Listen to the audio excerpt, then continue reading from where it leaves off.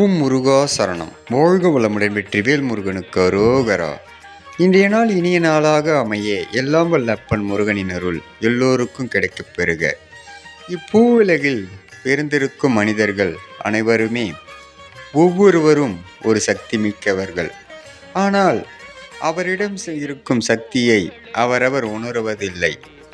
நம்மை சுற்றி இருக்கும் செயல்களில் கவனம் செலுத்துவதை அதிகமாக வைத்துள்ளார்களே தவிர தனக்குள் இருக்கும் சக்தியை வெளிப்படுத்த யாரும் நினைப்பதில்லை.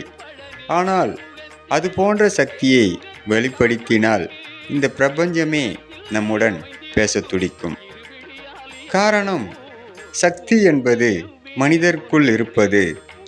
எந்த மனிதரும் உணருவதற்கு முன் அவருடைய சக்தியை இழந்து விடுகிறார்கள்.